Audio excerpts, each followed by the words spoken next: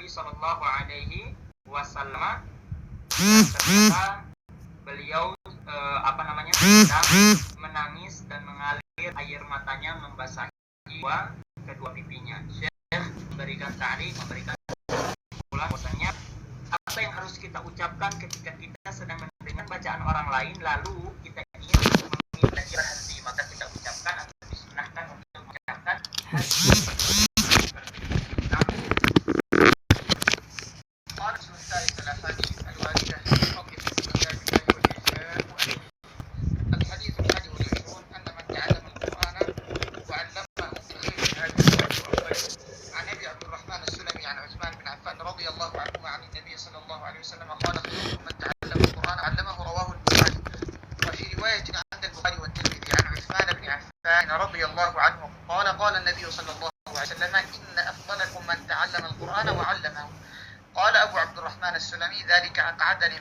هذا وكان رحمه الله تعالى يعلم الناس 40 سنة في مسجد الكوفة.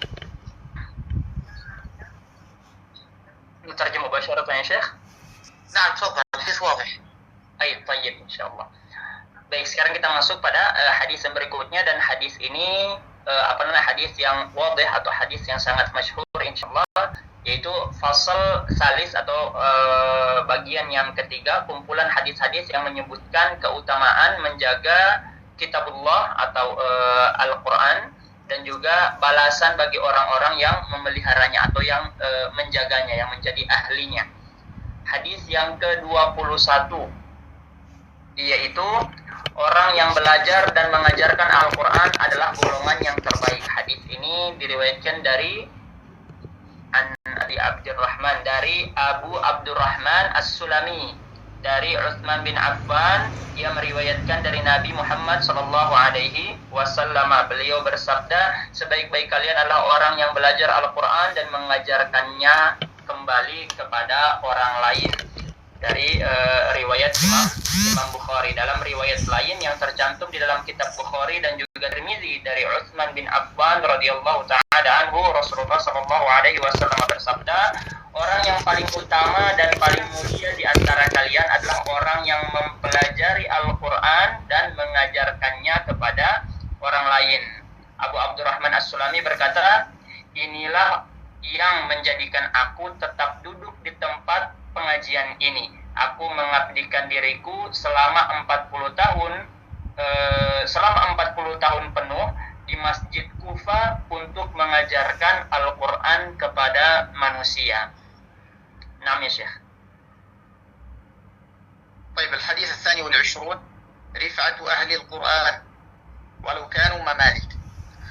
عن نافع بن عبد الحارث أنه لقي عمر بن الخطاب رضي الله عنه بعسفان وكان عمر رضي الله عنه استعمله على مكة، فقال له عمر من استخلفت على أهل الوادي؟ قال استخلفت عليهم ابن أبزة.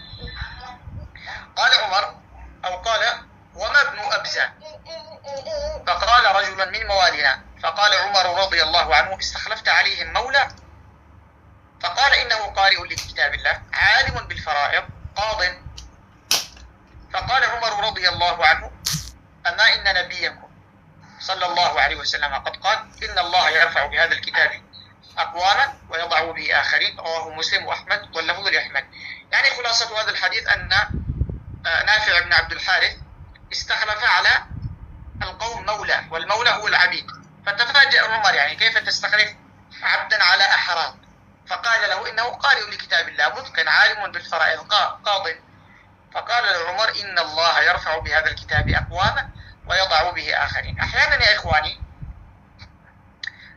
الإنسان يكون مثلا صغير السن أو ليس عنده منصب أو ليس عنده وظيفة يعني مرموقة أو ليس عنده أسرة محترمة، فإذا حضرت الصلاة فإنهم يقدمون الأقرأ لكتاب الله ولو كان خلفه الرئيس أو الوزير أو علية القوم، لكن إذا جاءت الصلاة فإنهم يقدمون الأتقن في قراءة القرآن الكريم ولو كان أصغرهم سنا أو أقلهم منصبا، وهذا من إكرام القرآن الكريم لصاحبه في الدنيا. نعم. Baik, sekarang kita masuk pada hadis yang ke-22.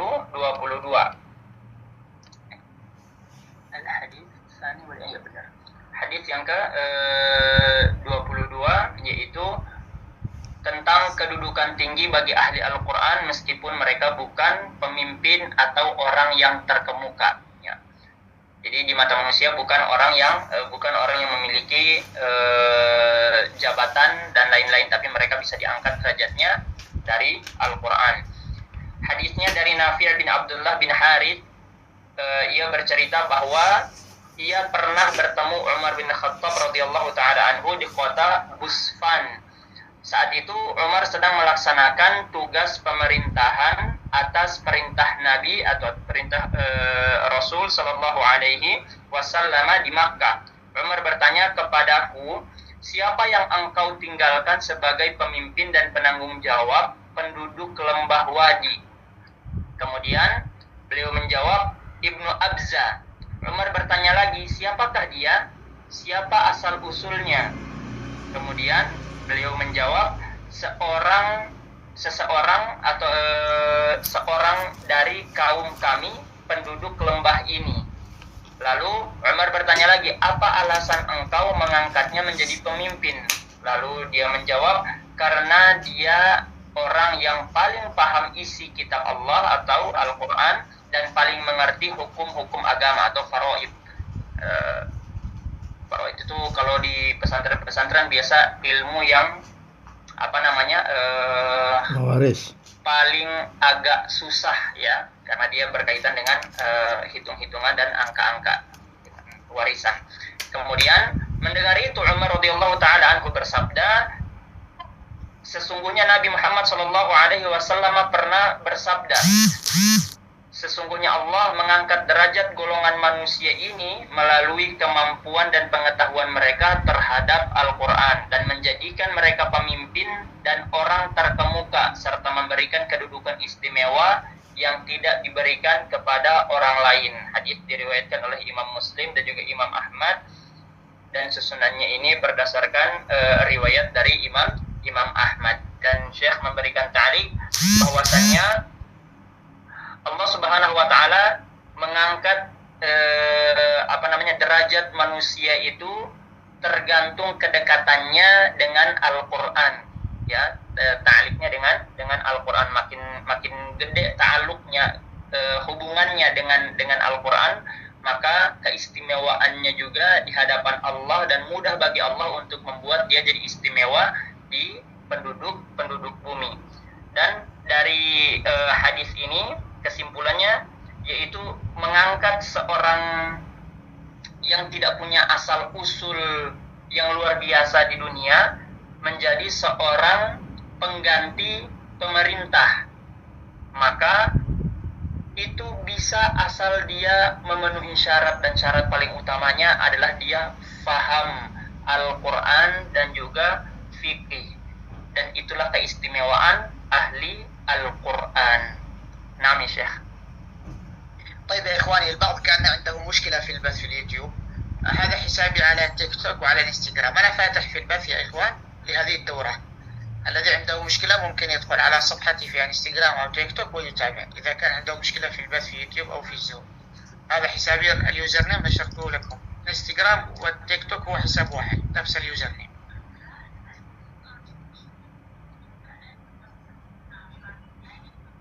تفضل. أبين مقطع. Nah. Tayyib. Yang punya masalah atau punya kendala di Zoom atau di YouTube bisa juga lewat Instagramnya Syekh. الانستغرام والتيك توك موجود لايف مباشر مفتوح، ممكن مباشرة. Di Instagram juga, TikTok Syekh juga live insyaallah. Jadi bisa juga sambil mengikuti. Kalau memang bermasalah di Zoom dan juga di YouTube, itu bisa lewat Instagram atau lewat TikTok.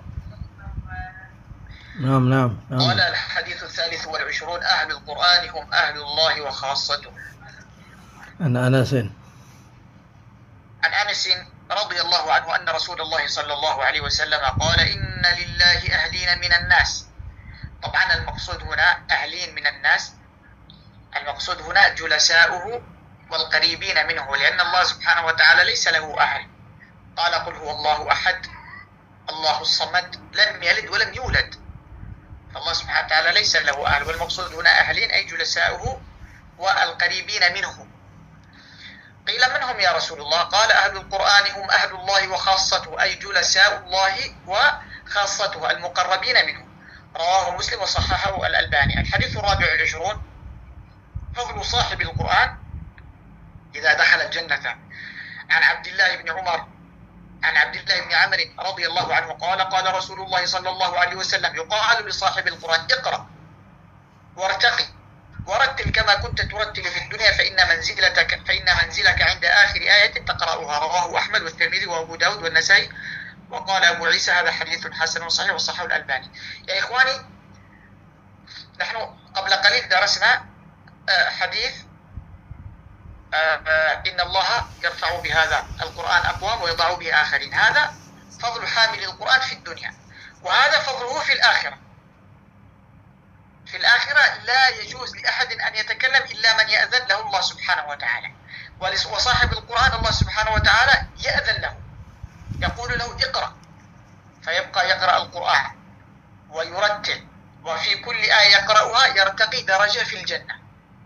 وهذا يا إخواني ماذا أقول لكم، يعني من أعز الأحاديث التي ذكرت فضل القرآن وأهل القرآن في الآخرة.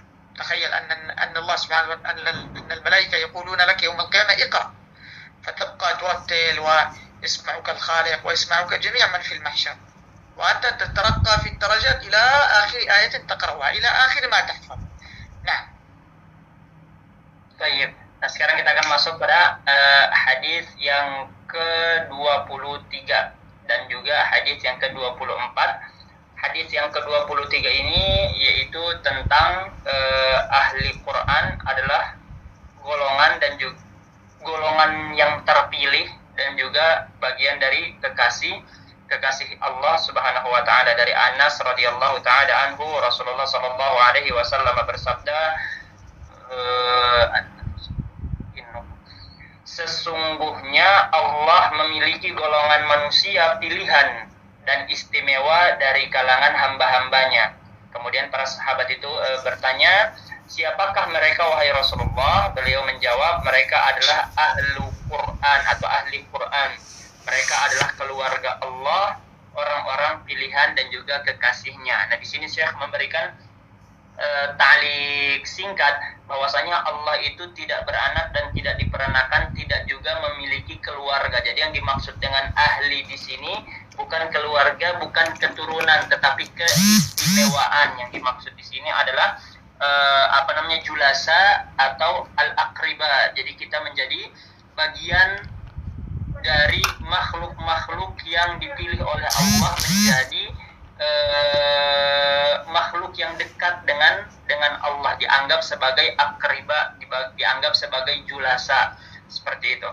Kemudian hadis yang nyambung ke hadis yang ke-24 yaitu tentang keutamaan pemilik Al-Qur'an. Yang dimaksud di sini adalah orang yang yang selalu mendekatkan dirinya dengan Al-Qur'an, yang selalu bersahabat dengan Al-Quran saat dia masuk surga.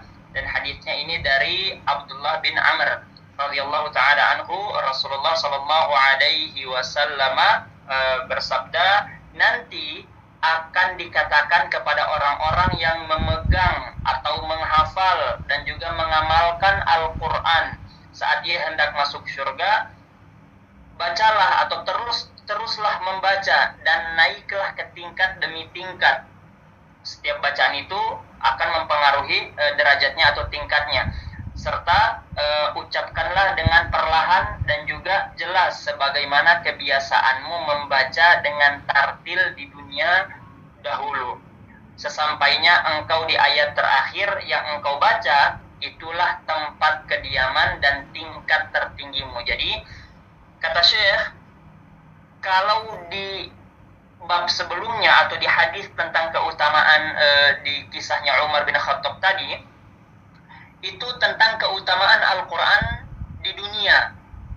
Dan sekarang itu tentang keutamaan Quran atau ahli Quran di akhirat.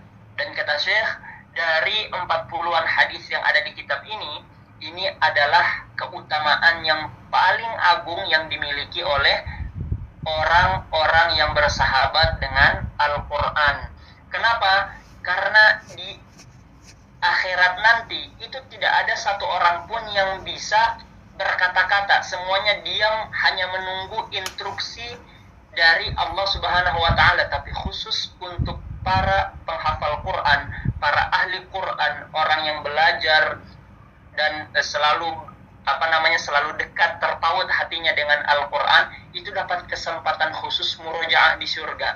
Dan nanti tingkatnya di surga itu sampai pada akhir ayat yang dia baca. Dan ini adalah keutamaan yang paling agung, karena di saat orang lain sibuk dengan nasibnya, kita malah disuruh murojaah, disuruh baca Quran, karena hidup kita selama di dunia itu selalu bersama dengan Al-Quran. Naam ya Syekh. قال الحديث الخامس والعشرون فضل حافظ